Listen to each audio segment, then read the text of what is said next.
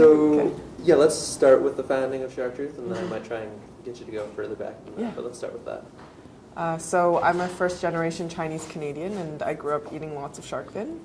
The first time I had shark fin, I was about probably 5 or 6 years old, and I remember it coming served in this really embellished golden bowl, and my mom was telling me, Claudia, this is a very special dish. You must eat it all.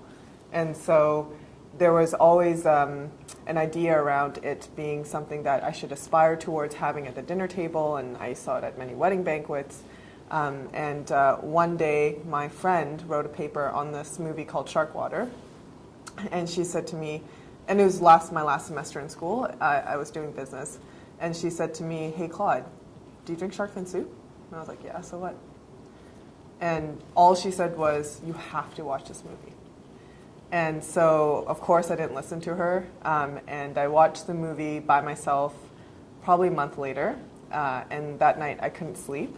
And the reason why is because, one, I was really ignorant.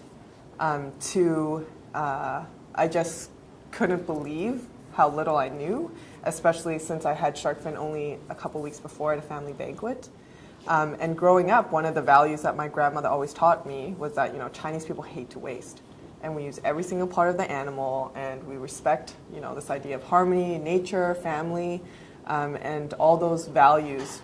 After I watched that movie, really stood out in front of me and challenged me to do something about it. And so, as a young Chinese Canadian with the fortune of having gone through school and the ability to communicate in different languages, I realized that I should probably do something about this. It was my birthday, like a couple weeks after I watched that movie, and I was like, okay, I'll just fundraise for my birthday and do something with the money. So we got $700, and then I got together with a friend. I said, I don't really know how to bring this message across into the world, and he suggested for us to have this wedding contest. So that's kind of how Shark Truth started, was this idea of encouraging couples and giving them opportunities to engage in the issue. And so our Happy Hearts Love Sharks wedding contest rewards wedding couples with a trip to swim with sharks if they've pledged to go fin-free. And in the past 2 years, we've gotten 65 wedding couples and diverted 10,000 bowls of soup from being consumed, which saves approximately 1,000 sharks. So that's one of our pillar annual events. Another really inspiring thing for me working at Shark Truth is making friends that come from my culture that have the same values as I do, because going into this quote-unquote environmental work, it felt very lonely, especially because I grew up in a traditional Chinese family, and there's a lot of things that I was conflicted about, and not having that sense of community to support me through change was tough. And so I think in some ways, my work at Shark Truth is really replicating that story with myself, with our other volunteers and our team members, and really tried to have, cross-generational dialogue with our elders about this issue.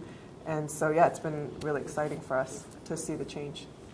Wow, it's a great story. Can you tell me a little more about how did your family react? Like when you first started this, and you're like, it's my birthday, I want to raise money for something. I remember when I first told my mom, I think it was at dinner, and I'm like, Mom, Dad, I want to work on the shark fin issue. And they said to me in Cantonese, like, TC, like, you crazy. Nobody's going to listen to you. It is such an ingrained tradition, blah, blah, blah. And then they kind of just, I was unemployed because I just graduated university, so they're kind of, just whatever, let her do her thing. And then when I got my first interview request at CBC Radio, then my mom's like, holy crap, she's serious. So, they were never opposed to it because I'm very lucky to have very supportive parents. But now my mom's like my biggest champion, right? Like she's going out selling hairy t-shirts and, convincing all her friends to not eat shark fin. And, one thing I committed to doing when I started Shark Truth was that I wouldn't convince my family because it would be too tormenting and painful. So I just said, they can do whatever they want. I'll, focus all my energy on the general public. And that kind of worked. Like they just kind of came around, and all my uncles and aunts, now they won't eat it. And at dinner banquets, they always brag about like, oh, do you know my niece? This is what she does. And so I think it's really given our elder generation an opportunity to say that I can be proud of my daughter or son for doing something that has meaning, not just, oh, my son's a doctor, or my daughter is a XYZ, because that's very traditional to compare your kids like that. And so this is letting them say, like, oh, my kids are doing something meaningful in this world, and actually making a difference. And I think they're pretty proud of it, so yeah. I'm sure they are. Yeah. Very proud. I was really interested when you were talking earlier in the interview about your mom talking about sort of the traditional Chinese ethic of conservation in a sense. Mm-hmm. How has that traditional ethic impacted your work or related to your work in terms of how you communicate or how it's received? Yeah, I think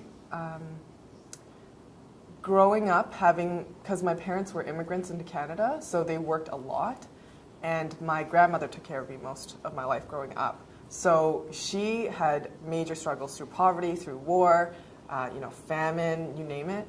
And so she had core fundamental values around respecting people and the things that affect your life day to day. So, she grew up in a farm, and she knows what it means to give back to the land so that it gives back to you. And so having those stories and that heritage really helps me in connecting with others, because it's not just us going into the community and pointing fingers and saying, you're doing this, this, and this wrong, and you need to change. It's saying, we understand where you're coming from, and we recognize some of the great things that you do already. And this is ways that we can bond together and take more leadership as a community, and, save face for our own people, right? Because that's one thing they're always concerned about. It's like, oh, I'll lose face if I don't serve shark fin, blah, blah. But I said, yeah, when all the sharks are gone, then we're really going to lose face, because we'll be responsible for decimating a population, right? And so it's one thing for them to not know, but if they know, they have to take responsibility, right? There's this really great proverb in Chinese that says, with the right comes responsibility. And that's what we remind consumers, that, yeah, so what if it's served in the store? You have a right to and responsibility to say that, no, that's not for me. So, yeah. Thanks so much for sitting with us. Oh, this has thank been you. great. Yeah, amazing. Just right on point.